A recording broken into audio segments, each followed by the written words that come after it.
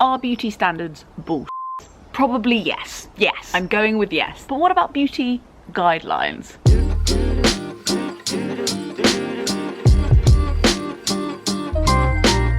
Hello and welcome back to my channel. If you haven't been here before, my name's Lena Norms and I make videos about sustainable life, surviving your 20s and generally trying to find the answers to all of the nagging questions I have. And something I have always wondered is, you know, those face shape guidelines for how to cut your hair or how to do your makeup, or all of those body type categorizations on how to dress. Like, how effective are those? I feel like my 20s were really about rebelling and being like, your standards, you won't do what you tell me. I'm just a teenage dirtbag. I'm not going to follow the rules. And I feel like your 30s is more like, just need to check that some of these rules aren't secretly advantageous to me. I also have an inkling there's a difference between a rule or a standard and a guideline. And I also think that some of these experts are sham artists, and some of those experts are freelance professionals, probably with a lot of skills, who have studied the dialogue between angles and shapes and colours and colour theory, and they're like very real things. As an art school dropout, I can tell you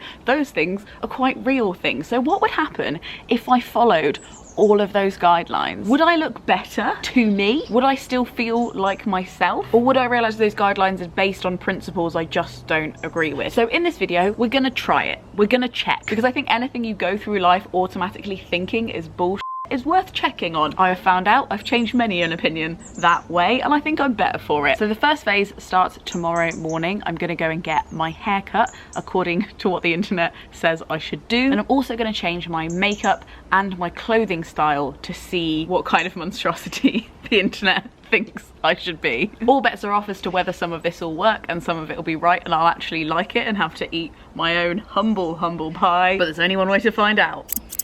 Good morning. It's 1 hour till my hair appointment and I have not decided on what kind of haircut I would like. I'm not panicking. Are you panicking? I'm not panicking. So I've been sitting here watching Brad Mondo videos, asking myself, what is my face shape?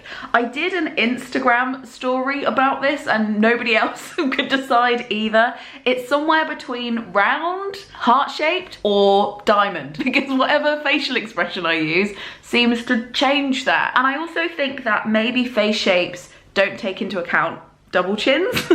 And like, I think that if I was thinner, to be honest, I'd probably have a heart-shaped or a diamond shape, but I think I have to take into account the advice for a round face, because I'm just a bit big, and that's okay, but like, it doesn't take account for that, you know, when you're like, you will have a defined jaw, and I'm like, yeah, I would have a defined jaw if I didn't like cake so much, and that's fine, but it makes choosing a hairstyle that might suit you a little more complicated. So I've made some notes on what Brad has said. So for round, he advised layers that just go kind of below your chin, so it draws the eye downwards and makes your face look a little bit longer. For heart shapes, he said a side sweep fringe to decrease the size of your forehead, and I do have like a 5-finger forehead. So fair play. And then also that your hair should end just below your chin to like make your chin look wider, because you'd have a heart shape and your chin would be quite narrow. And then a diamond, he advises a bob with wispy bits below your chin, again to balance things out. Now what's interesting about this advice, and he admits, is that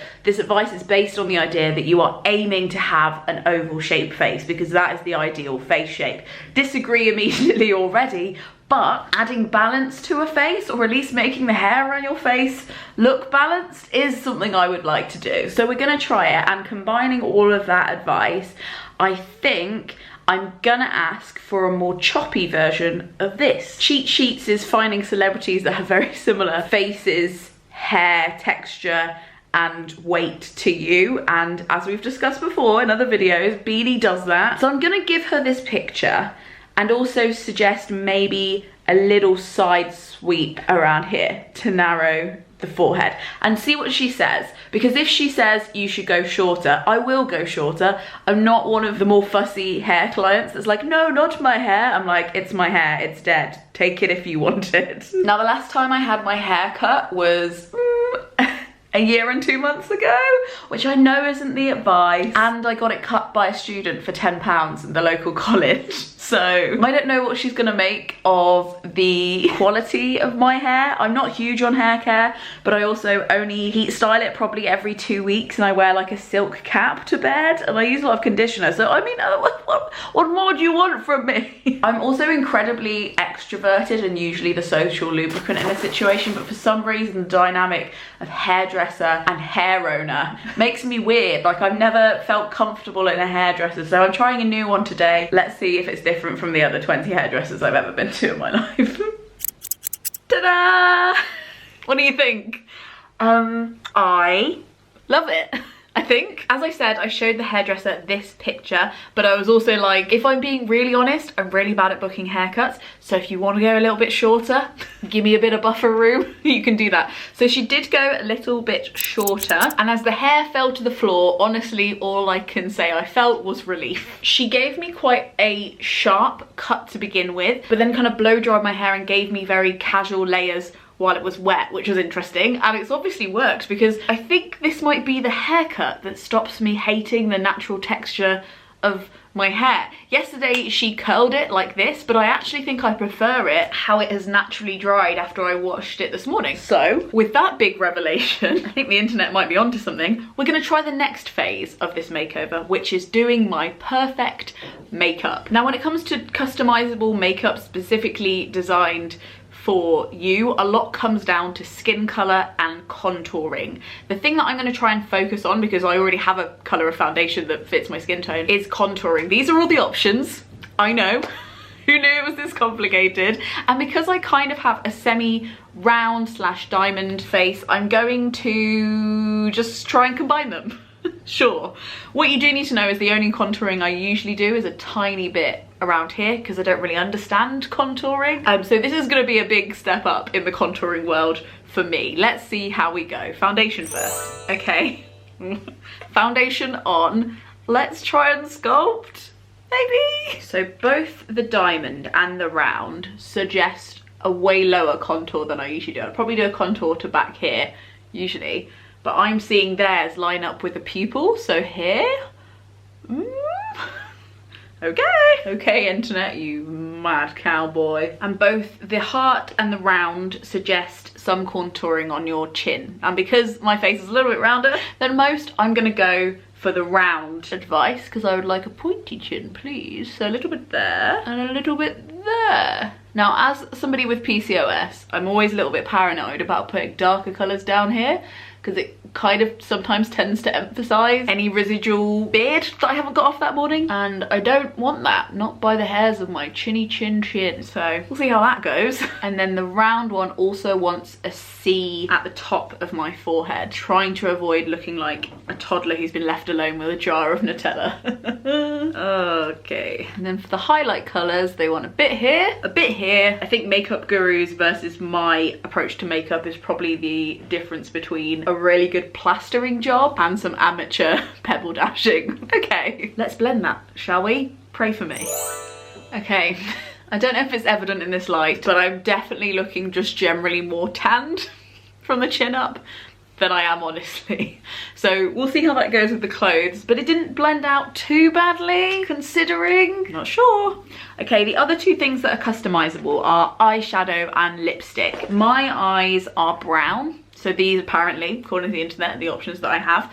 I found this dark purple that I'm going to do something very subtle with on my eyes, and these are my lip options according to the internet, because I am self-diagnosing myself as a cool brunette. So I'm going for this blushed plum colour that I barely use. One of my mates gave it to me, she didn't want it. Let's apply that on top of my normal makeup and see what the results are. Okay, this is the finished look. It definitely has a lot more skin structure than I'm used to.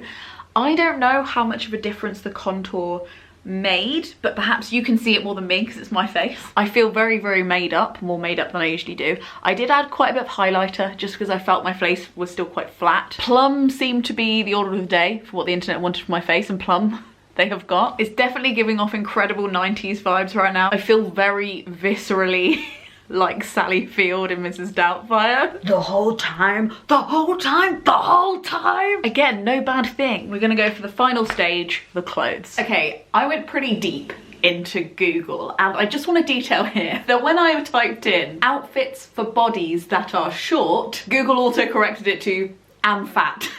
What a world. Now, lots of people on the internet have different opinions about how people with my height and weight should dress, and I have collated the most coherent of them. How I should dress as somebody who is 5'2" and a size UK 18 are as follows, up to and not limited to: avoid high necklines. They should be a low neckline, ideally a V, or failing that, a sweetheart or a square neckline. One pieces make a vertical line of your body, so they are good. They can make you look taller, and also can monochrome dressing, where you dress in the same colour throughout your whole outfit. No voluminous sleeves, no wide belts.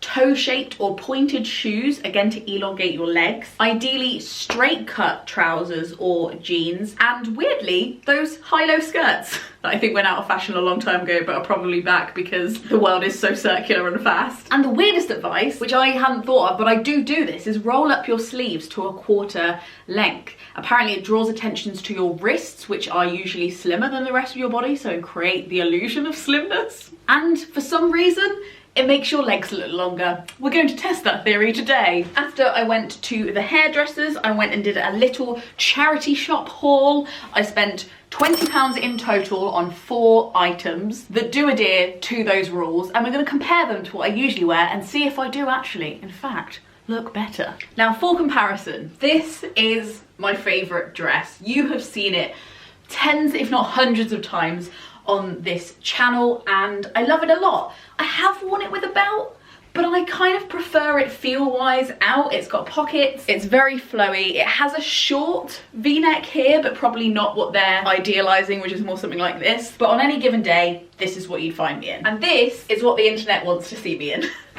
you know what I think the problem with a lot of these tips is? They're quite aging. Like, I literally feel like 10 years has been put onto my visual life. However, it does adhere to lots of the rules. It's one block colour the whole way through, which is supposed to make me look taller. That's the charity shop dust. It's got the 3/4 length sleeves that you can roll up a bit, supposedly again to make me look taller. It's got the V, it's got the cinching in at the waist, my slimmest part, and I hate it. I hate it with a fiery passion of 1,000 suns. I don't usually return things to a charity shop, but I'll at least give it back to them. This is also the colour that the internet suggested for my cool toned hair and skin. And I just feel like I'm over-promising with this outfit. I look more capable than I in fact am. It wouldn't be fair to wear this out. However, if I did want to not get chucked out of an expensive perfume shop, then this is definitely the dress I would wear. Maybe I would like it in another colour, maybe not though. This is the dress, feast your eyes on it because you're never seeing it ever again. Now, these are the kind of trousers you'll usually catch me in. At the moment they're slightly tighter than they usually are because I've just washed them after a long time. Whew. These are the Addison style trousers from Lucianiac. They're cinched waist, but I think what you'd call balloon style jeans, quite peplum, and they go in again at the ankles. So the internet says, no, you need straight leg trousers. That's going to give you a more consistent silhouette. Now, it seems that everybody else in my town who is my size also doesn't like straight leg jeans, because there were none in the 6 charity shops I went into, but there were some straight leg trousers. And here they are, friends and countrymen. What do we think? They're still high-waisted, so I feel good about that. They definitely make me more of a pillar, but I don't hate them, and I got them in this kind of almost detective style material, which is making me think I could steampunk them up a bit, make them look a little bit less serious. I may well keep these, and for the price of £4.50, they're definitely more grown up. I think the reason I haven't gone towards these kind of trousers before is because they're very much in the style of my old school uniform, which admittedly was at least 15 years ago now, so maybe I should start getting over it and try again. But I don't hate these. Obviously I could have found ones maybe in a brighter colour if I lived somewhere where people like brightly coloured straight leg trousers, but these are good. For tops, this is very, very symbolic of the tops I usually wear. Perhaps I shouldn't, because I have quite broad shoulders, but I like them. Against all reason, I think they look nice on me. The internet, however, has other ideas. Here's an alternative strap top I got. Now this is where I think the internet and me are gonna disagree, because I honestly think that if the aim is to make me look less wide, which it doesn't have to be, but according to this parameter, then I think this makes me look wider. I don't think that this is any more flattering than the stuff I wear already, with a squarey, rounded off lower neckline. But maybe I'm wrong. I have been before, I probably will be again. I can't work it out. I did get another top that is V-neck but with sleeves. Let's see if we can make more sense of it that way. Now this is making more sense to me. I can see objectively how this kind of top is more flattering than a lot of the ones that I wear, which doesn't mean I'm going to wear it more often, but I'm definitely going to keep this one. I think it looks grown up. It looks grown up, and it looks like something I could add some to pizzazz to. I think the only reason I'd wear both of these things together if I was going for a job interview, which, you know, when the end comes, either I get bored of the internet or the internet gets bored of me. One of those probably will happen in the future, and maybe when I do go for an interview where people don't want personalities, I'll rock up looking like this. Now, in fairness, if I had been able to find equivalent pieces in brighter colours, I would definitely feel more myself. That's not really to do with the advice on the internet, but more how I've executed it with what I have on my doorstep. And admittedly, I do feel more polished. I do feel more together. I do feel 30 freaking 2. Before we have our closing thoughts, let's take a final look at what the internet would like me to look like. Hair length, hairstyle, eye makeup colour, lipstick colour, contouring, outfit choice, and then we're going to unpack what we've learned.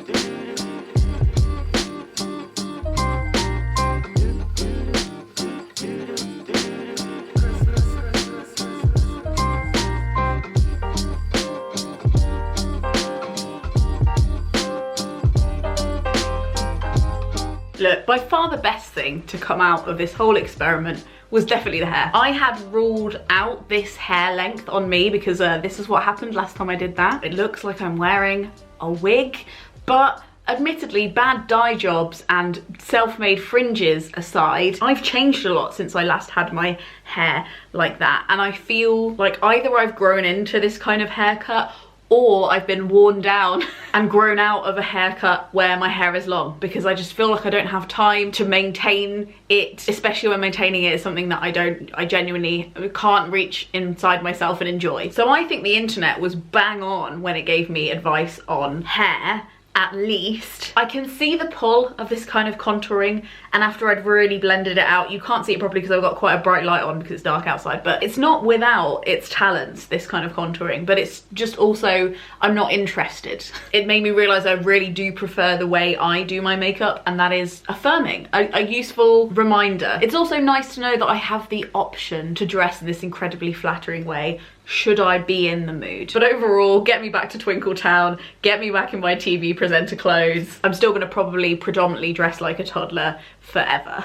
Doing this though made me think about a scene I always return to in Fleabag. She's in a confession box with the hot priest and she's confessing to something she's embarrassed about that's upsetting her. And what's upsetting her is almost this guilty feminist confession. I want someone to tell me what to wear every morning. I want someone to tell me what to eat, what to like, what to hate, what to rage about, what to listen to, what band to like, what to buy tickets for, what to joke about, what not to joke about. I want someone to tell me what to believe in, who to vote for and who to love and how to tell them. I think I just want someone to tell me how to live my life further, because so far I think I've been getting it wrong. Now, one of the messages I think we're still grappling with is that there is no way to get wrong doing your hair or your makeup or your clothes.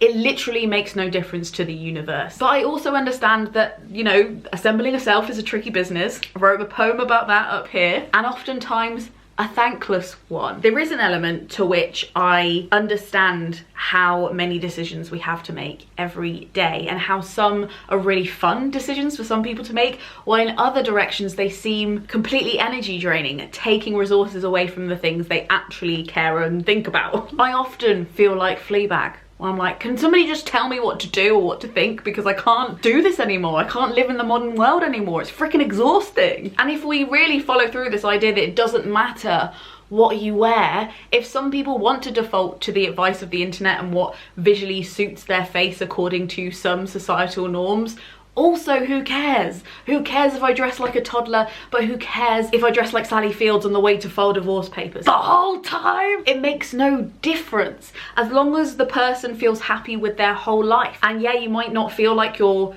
outfit expresses exactly who you are, but we're also forgetting that that's not entirely possible. You might see me wear bright clothes and have a good time with it, and I am having a good time, trust me, but you're not knowing who I am by what I wear, even if I'm showing you how I have fun, what colours I like. The challenge of creative fashion is ultimately impossible, and that's what makes it exciting for a lot of people like me who are super arty and like being surrounded by fabric that makes them happy every day. But we can't ignore the fact that it's freaking impossible. And then when it comes to hair, something I don't care about and have struggled with my whole life to try and master and make it look like I'm not some kind of disheveled goblin emerging on my elbows from under a bridge. I did want just somebody to tell me, look, this is my hair type, this is my hair color, this is my face shape, tell me how to cut my hair. And they did, and I love it. Because we also can't discount this idea of experts. There are experts, people who look at colour theory and the rules of thirds and aesthetic theories that are out there and exist in art as well as in fashion. And they've thought deeply about it. And who am I to say that that's alchemy? Who am I to say that that